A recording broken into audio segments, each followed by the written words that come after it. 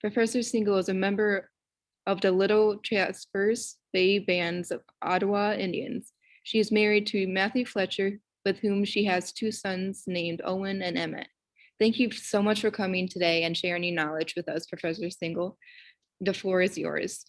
Thank you so much. It's such an honor to be invited, and I really appreciate all the work that Emma and your colleagues at the high school have committed to making the symposium a success. So it's truly an honor to be involved. So thank you so much. I was really thrilled to have the opportunity to talk about climate change in Indian country, and I want to share some slides with you. So I'm going to share my screen. Here we go. And see if we can, here we go, slideshow from the beginning. Okay, so here I have, this is just the introduction, how Indian tribes are responding to climate change. What I want to do in this presentation is first provide an overview of tribes in the United States and tribes in Michigan, plus provide an overview of tribal sovereignty and the trust relationship between the federal government and Indian tribes. I think that those are some critical foundational principles that anyone needs to understand before we talk about the details of climate change impacts in tribal communities in the United States and how tribes are adapting and working to mitigate the effects of climate change. So let's get started. In terms of the United States, we have 574 tribes across the United States. And in this map, you can see areas in green, which identify reservations. So you can see that reservation lands are quite larger in the western part of the United States, west of the Mississippi. But that doesn't mean that we don't have significant tribal populations east of the Mississippi. So we have a large number in Wisconsin and in Michigan, for example, as well as in the southeast and northeast parts of the United States. But the largest Indian land bases, or Indian country as we call it, do exist in the western parts of the country in Oklahoma. And you can see the Navajo Nation, which actually straddles 4 different states: Colorado, Utah, New Mexico, and Arizona. And the reservation of the Navajo Nation is as large as the state of West Virginia, just for comparison. So we have really significant Indian country in the United States. And in terms of population, you can see that the population of people who identify as American Indian and Alaska Native alone is 0.9% of the US, or 2.9 million people. And if you look instead at people who identify as American Indian or Alaska Native alone or in combination with another race, that's significantly larger at 1.7% of the population, or 5.2 million. And of course, when I mentioned before that we have 574 federally recognized tribes in the United States, that represents an incredible diversity. When that refers to tribes in all sorts of environments, in every kind of possible environment in the United States, from Alaska Native villages in the state of Alaska to smaller tribes. Over 200 tribes are in Alaska. A tremendous amount are in California. And then you have smaller numbers in other states, but still significant Indian populations. And they represent a diversity, not just of environmental factors, but also diverse cultures, diverse languages, diverse economies, and diverse histories. Here's a map that shows areas in the US where the population of Alaska Native and American Indian people as a percentage of county population is greatest, with the darkest green areas being the highest percentage population of American Indian or Alaska Native people. So you can see that that percentage is certainly very high in the area of the Navajo and the Hopi in Arizona, New Mexico, Utah, and Colorado. But what you can also see is in Michigan, for example, our population percentage of American Indians is highest relative to the rest of the county population in northwestern parts of the Lower Peninsula and in the Upper Peninsula. If you look at American Indians and Alaska Natives alone or in combination with another race, you can see even greater areas where they represent higher percentages of the relative population. So again, in Michigan, that would be the largest percentage population of American Indian or Alaska Native alone or in combination with another race are in the northwest part of the Lower Peninsula and much of the Upper Peninsula. But that's also it's another interesting aspect of this is, although that's where the proportionally the largest populations of American Indians exist in Michigan and in the United States, it doesn't necessarily mean that those are the largest raw populations, because in fact, in Michigan, the largest American Indian population, just as a raw figure, is in Detroit. And so it's just that that number would be smaller in relation to a smaller percentage of the overall population relative to the overall population of, say, Wayne County. So our largest populations in Michigan include in Detroit, in Lansing, and in Grand Rapids. But where they're largest relative to the rest of the population, they tend to be in the upper northwest part of the state and in the UP. Okay, and in terms of Michigan tribes, we have, as I mentioned, 12 federally recognized tribes in Michigan, which I've identified by the red dots on this map. So you can see in terms of close to Battle Creek, you're very close to the Nottawasapi Huron Band of Potawatomi, and you're also quite close to the Gun Lake tribe, as well as the Pokagon Band, and not too far from in central Michigan, which is this area here, which is the Saginaw Chippewa Indian tribe. We also have Little River Band here, and the Grand Traverse Band of Ottawa and Chippewa Indians. My tribe here in the Petoskey Harbor Springs area is Little Traverse Bay Bands of Odawa Indians. We've got the Sault Ste. Marie tribe, Bay Mills Indian Community, the Hannahville Indian Community, Keweenaw Bay Indian Community, and the Lockview Desert Band as well. And they represent a lot of diversity in terms of culture and history, and certainly economic diversity, because tribes in Michigan in large part rely on Indian gaming revenues as a significant part of the funds that go toward paying for essential governmental services within tribal communities. And so those tribes that are closest to larger metropolitan areas, such as the Saginaw Chippewa tribe being close to Mount Pleasant and Detroit, and the Pokagon Band being the closest to Chicago, do benefit the most in terms of access to population centers that help fuel the development of Indian gaming. So other tribes that are in more remote locations, like the Keweenaw Bay Indian community near the Keweenaw Peninsula and the Upper Peninsula, have a much more difficult time and have a very different economy as a result.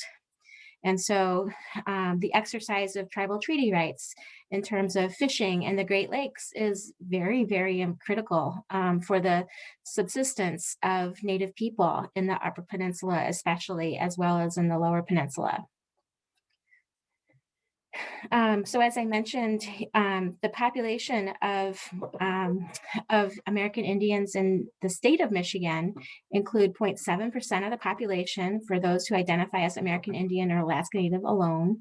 But when you look at those who identify as American Indian or Alaska Native alone or in combination with another race, that bumps us up to 140,000 people, or 1.4% of the population. Some other things to know about Michigan tribes is that Michigan tribes consist of the Odawa or Ottawa, the Ojibwe, also known as Chippewa, and the Potawatomi. And together, those three cultural groups, are known as the Anishinabe people.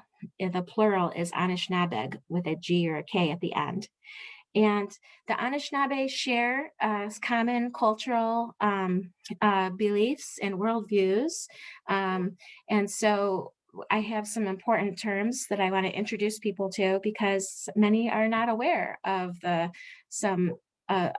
language of Anishinaabe people, for example, or important terms that are central to our way of life. So the language of Anishinaabe people is called Anishinabe Moan.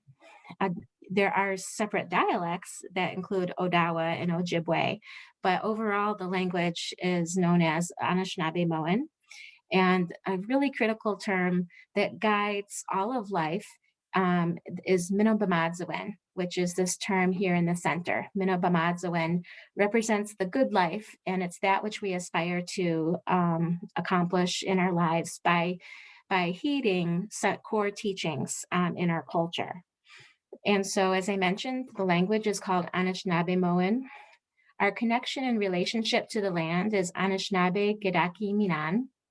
Our relationship to spirit, each other, and all of creation is Anishinaabe and Awinduin.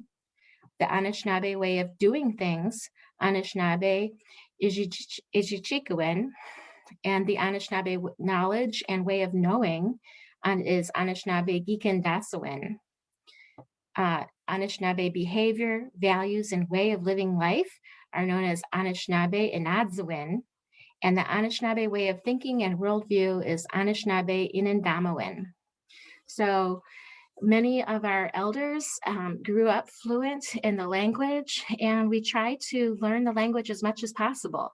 But unfortunately, what our elders also experienced throughout the 20th century is the effect of what we call Indian boarding schools, where children were forcibly taken from their families, often without their family's consent, as mandated under federal law, where they were required to attend Indian boarding schools, which existed both in the state of Michigan and elsewhere throughout the country.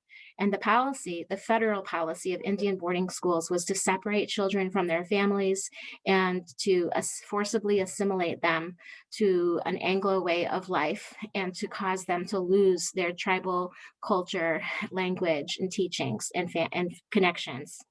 And so many children who grew up in Indian boarding schools throughout the 20th century lost whatever fluency they had in Anishinaabe. And as a result, the language is something that we struggle to continue to understand and to teach our younger generations. And that language, embedded within the language is the worldview. Embedded within the language are teachings and ethics and values. And so that's part of why it's so important that we understand that.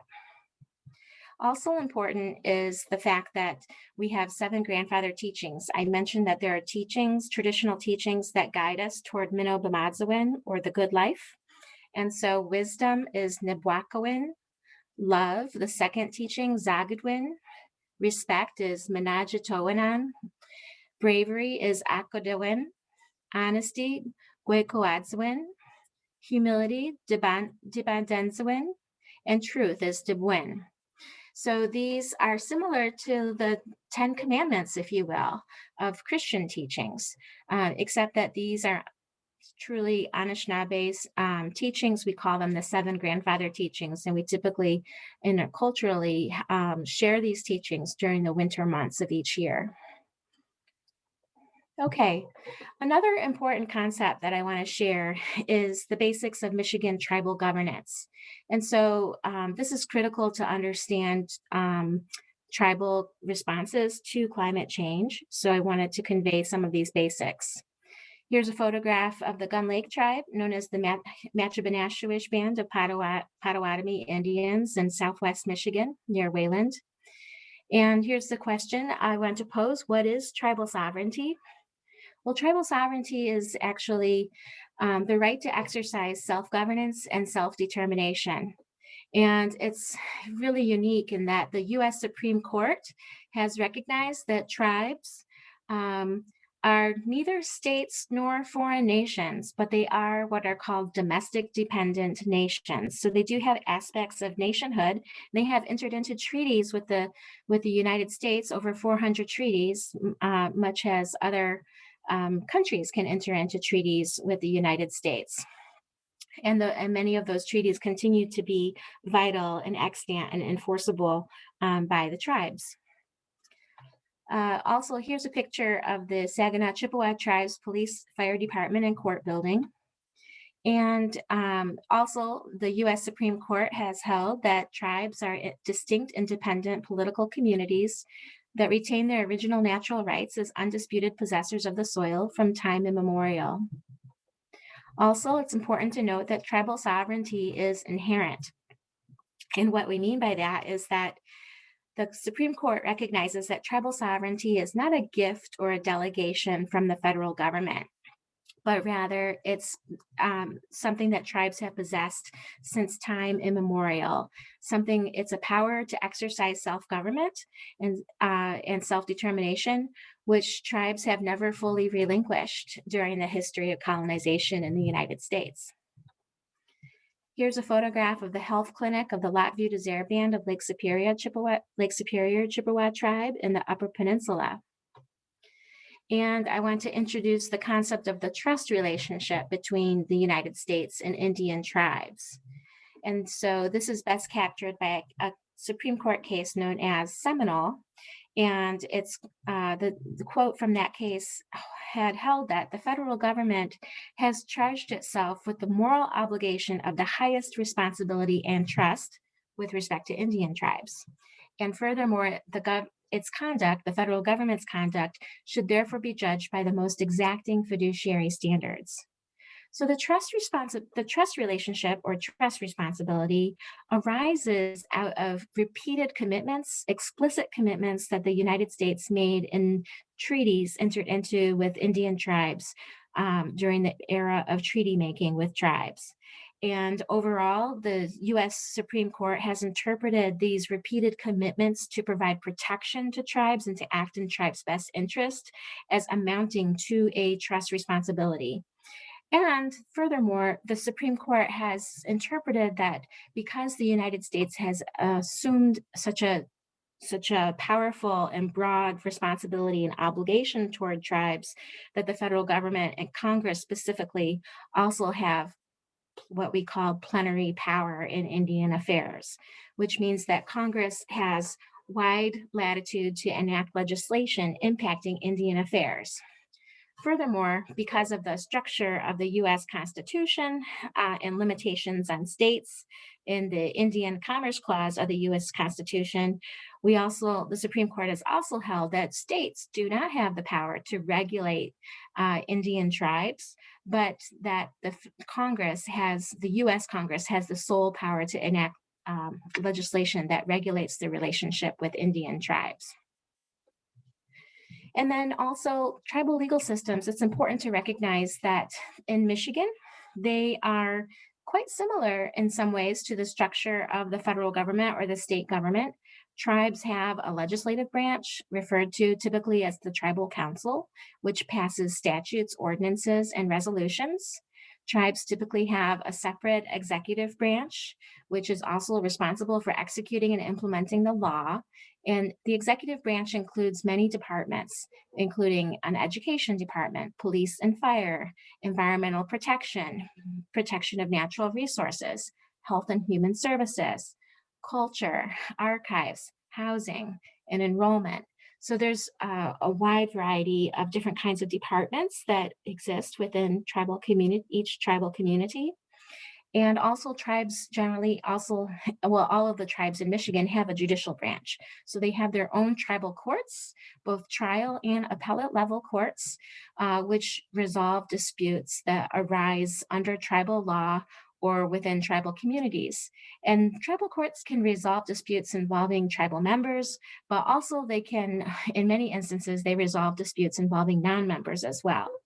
The US Supreme Court has a very complicated, complex body of law articulating the power of tribes to exercise jurisdiction over non-Indians, which we don't need to get into the details of, but I'll just say that tribes do have limited authority to exercise jurisdiction over non-Indians as well as tribal members. And another aspect of tribes that I would be terribly remiss if I didn't acknowledge is the importance of treaties. Tribes in the state of Michigan and throughout the United States have entered into a number of treaties, each of which relinquished Indian lands in exchange for compensation and the setting aside of new reservation boundaries, in addition to other commitments that the United States made with regard to providing education for the tribal members and providing foods and other services and equipment. And so you can see here on this map of Michigan, the areas that each tribal treaty involved a relinquishment of.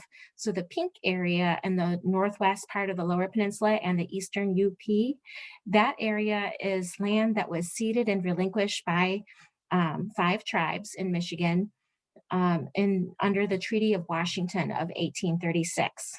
And so that means that the tribes receive compensation, but they also, the treaty included the setting aside of reservation boundaries. Not all of those reservation boundaries are highlighted here, but they include lands around Grand Traverse, around Little Traverse Bay, and around Little River, of course. So they're not, this diagram is a bit deficient and failing to acknowledge those areas.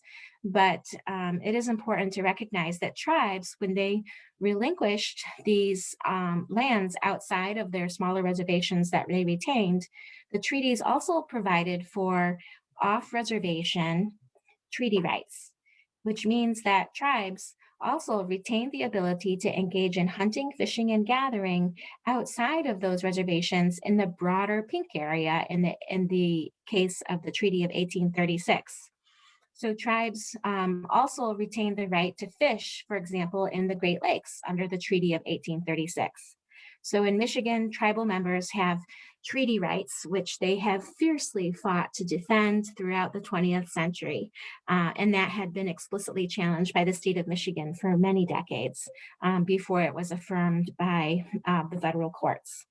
So treaty rights are an important way that tribes are able to continue a subsistence way of life in some cases.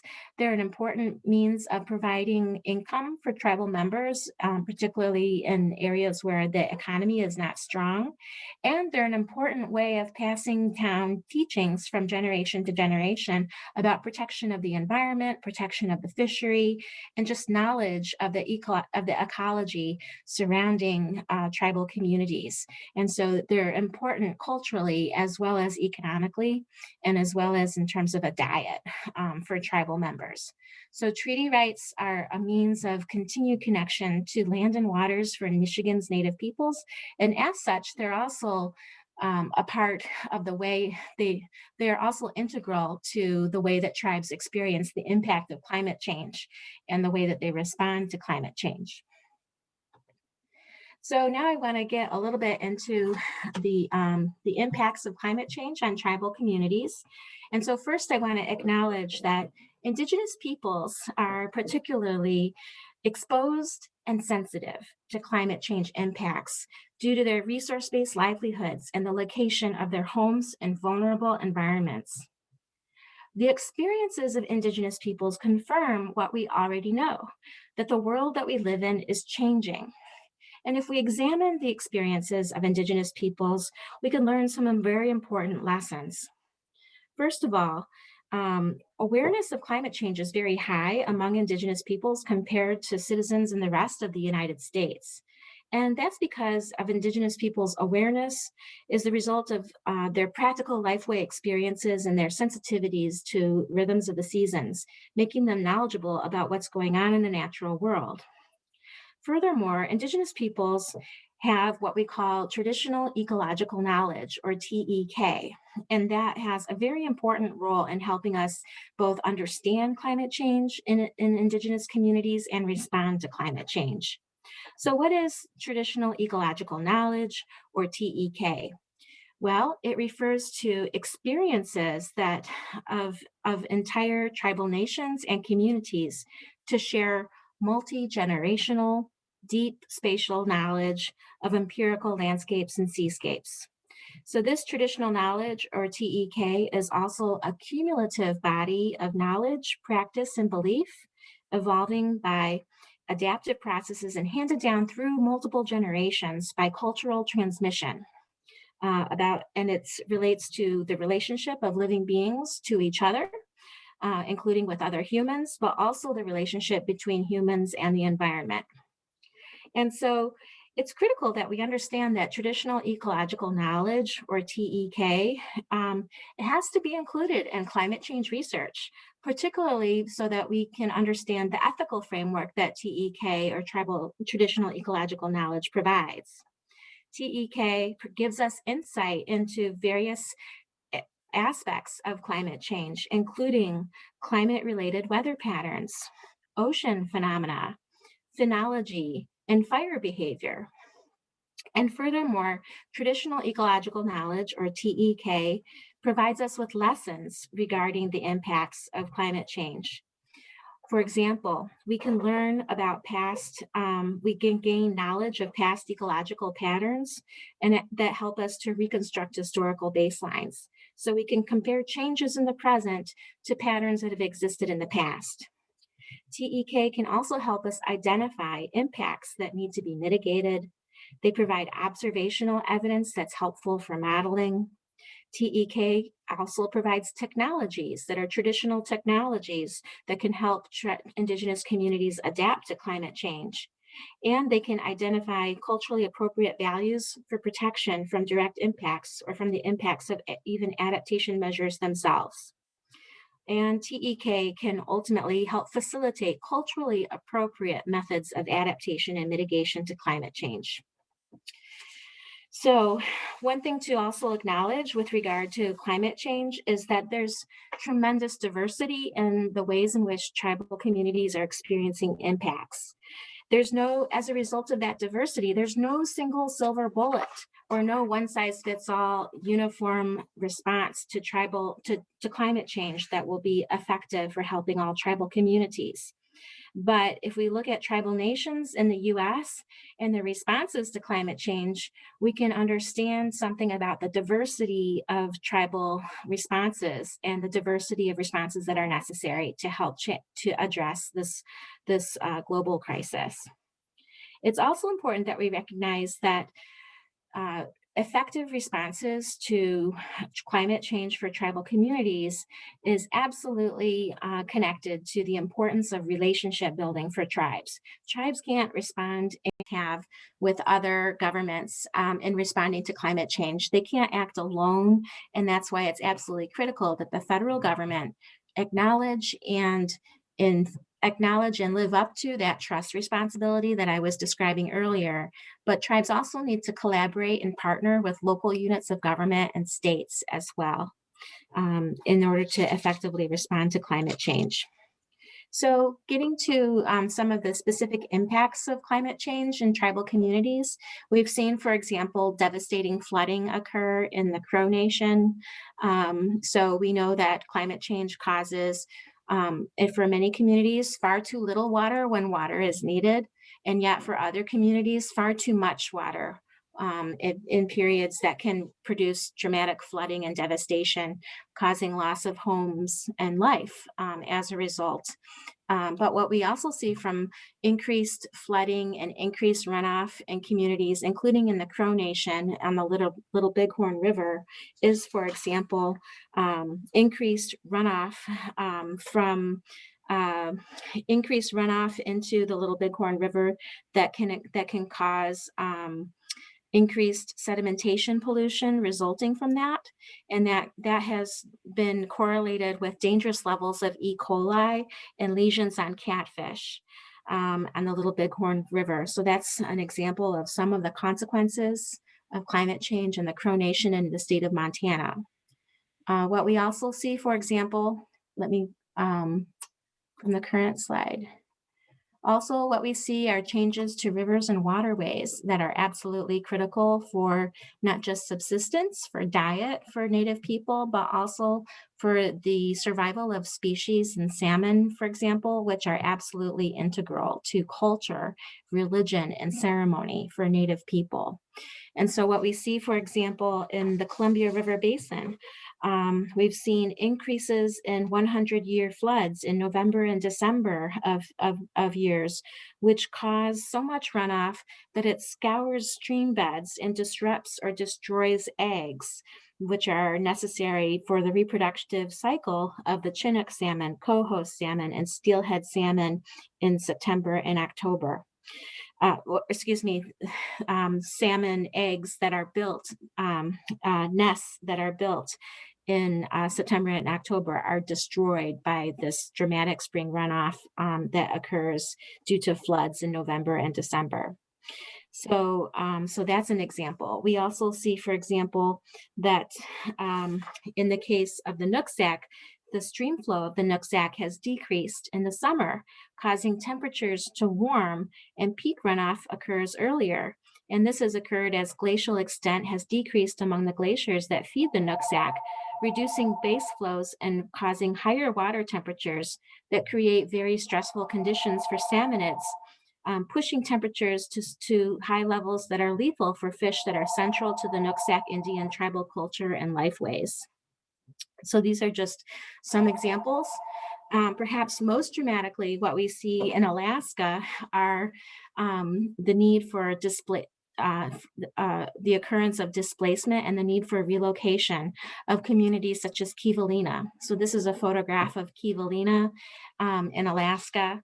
And as a result of climate change, we see dramatic storms that cause increased erosion surrounding Kivalina Island. And this is an area where the tribe was forced to relocate by the federal government. So it was not their choice to be located on this island in the first place, but here they are trying to survive amidst these dramatic storms, causing dramatic erosion that are harming their community's ability to survive in this area. And so the entire community of Kivalina is having to relocate to an inland portion of Alaska as a result. And this costs millions upon millions of dollars, which the community does not have.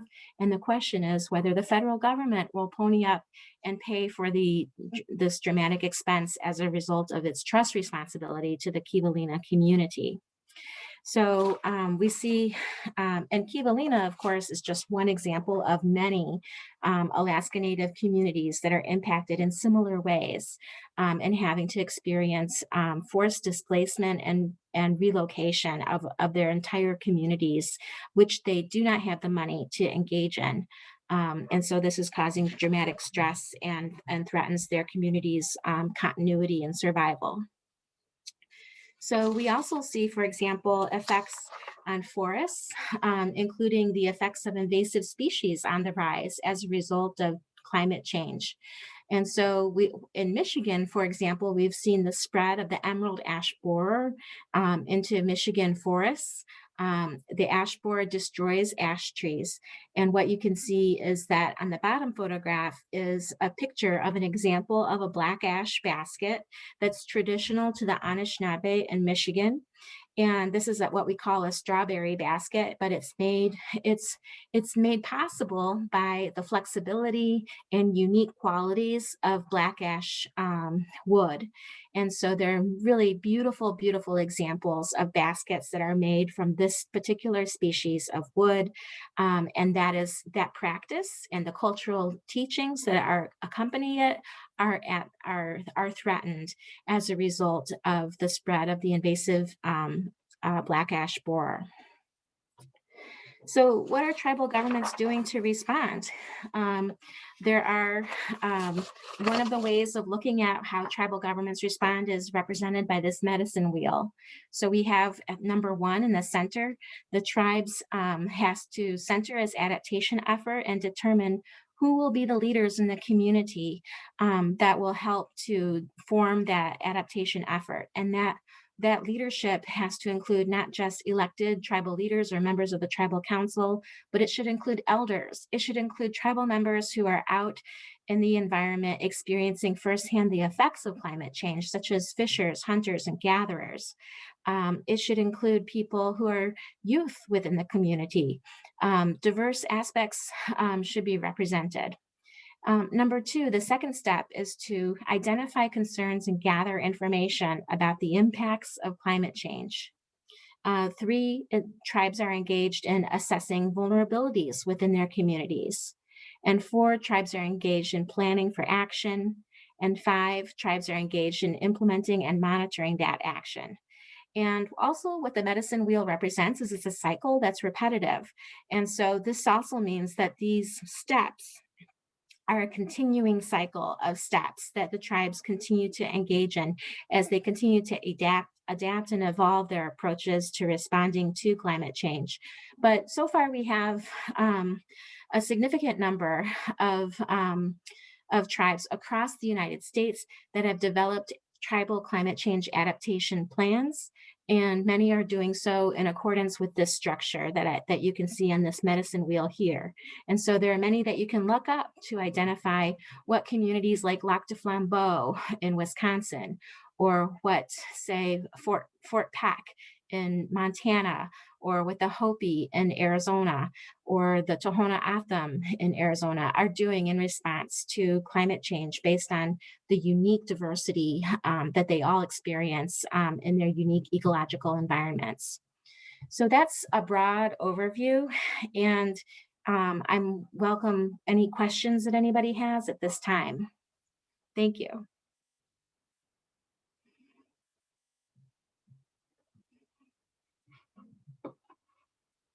Are there any questions?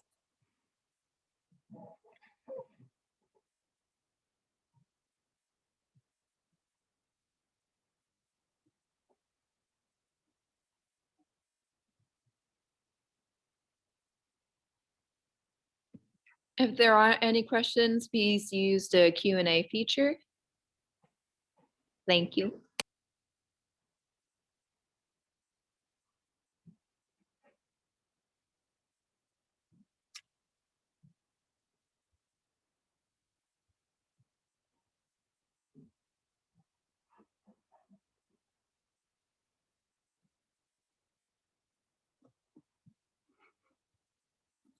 So we do have a question. So how can non-Indigenous people help these communities? So I think it's, like I mentioned, it's absolutely critical that we recognize that tribes cannot respond on their own. They need assistance and they need to build relationships with others. And so that includes, we need to hold the United States federal government accountable for the trust responsibility to Indian tribes. So that's one thing that we can do. We can pressure and increase knowledge and spread information about failures of the United States government to recognize and enforce and comply with that trust responsibility to Indian tribes. So that would include, in the case of Kivalina, for example, applying pressure on the federal government to fully support the tremendous economic costs of Kivalina having to relocate. But then there are also roles for state governments and local units of governments and other communities to link arms with tribes and form collaborations to respond to climate change. So that could mean when non-Indian communities are identifying climate change adaptation plans, they should absolutely be bringing in Indigenous peoples and relying on the insights that are unique to Indigenous peoples. Just as I mentioned that Indigenous peoples have unique knowledge about the environment based on their traditional ecological knowledge, which is based on generations upon generations of knowledge that is culturally transmitted from one era to another era. We should be relying upon those insights, and we should be relying also upon the unique connection that Native people have to the lived environment. And as a result, they have unique insights into how changing patterns as a result of climate change. So states and local units of governments and other communities, when they're developing their adaptation plans, don't exclude the tribes. Don't fail to connect and build those relationships and be inclusive and help them to share their voice about concerns as well. Another question we have is, can you tell us a bit about Indian law? I sure can. Indian law is a field of law. It's federal law that pertains to the powers and rights of Indian tribes in the United States. And so, like I mentioned, there are over 400 treaties entered into between tribes in the United States. And those treaties include commitments that the federal government has made toward tribes to act in their best interests and to protect tribal governments, as well as other commitments, such as the kind of treaty rights that I was referring to earlier, which tribes rely on today to be able to continue to exercise off-reservation hunting, fishing, and gathering rights. So treaties are a very important part of federal Indian law, and the US Constitution has a supremacy clause which provides that federal law, including statutes and treaties, are the supreme law of the land. And so that means if a state adopts a law that's in conflict with a tribal treaty right, it's the tribal treaty right that prevails. So that's very powerful, and it's rooted in the Constitution, the US Constitution Supremacy Clause. Then, in addition to that, we study what the Constitution says about Indian tribes. And so, for example, as I mentioned earlier, there's a Commerce Clause in the US Constitution, and there's a portion of it that we call the Indian Commerce Clause, and it delegates to the US Congress the power to regulate relations with Indian tribes. And that means that also states are explicitly excluded from the power to regulate affairs with Indian tribes. That power is solely allocated to Congress. So in federal Indian law, we study the powers of tribes to exercise tribal sovereignty, the kind of jurisdiction that tribes exercise in their courts. We study what tribes can do to protect public safety within their communities, and how they can engage in economic development to support the economies of their communities, and what they can do to protect their environment and natural resources, and how they can respond to climate change. So federal Indian law is a really diverse area of law. I love it. I'm passionate about it. I feel so gifted that I'm privileged to be able to work in this field because I care so much about it. And it's just intellectually challenging and very exciting. And the US Supreme Court is frequently issuing new opinions that have dramatic impacts for my field, which also makes it very dynamic and exciting. So there are lots of employment opportunities as well in the field of Indian law, because unfortunately, tribes have a long history of not having access to effective legal counsel. And so there just are not enough people who understand this area of law and who want to work in it. And so we really support at MSU College of Law more people becoming trained in this area of law and doing good work in it.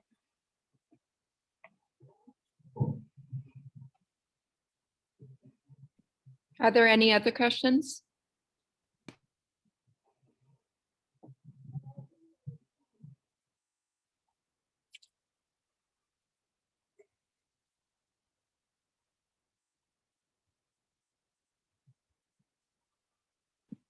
Okay.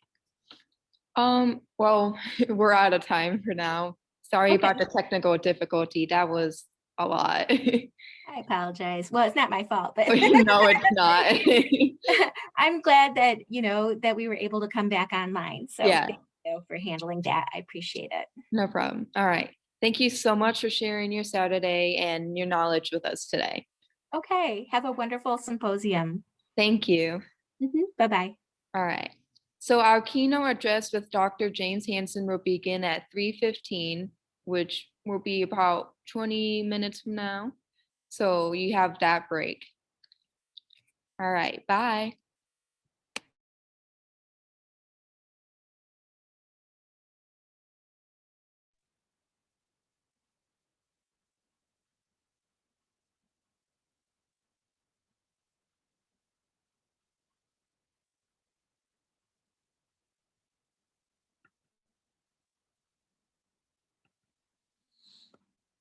Emma, are we good if I end the meeting now? Fantastic job today. Bye now.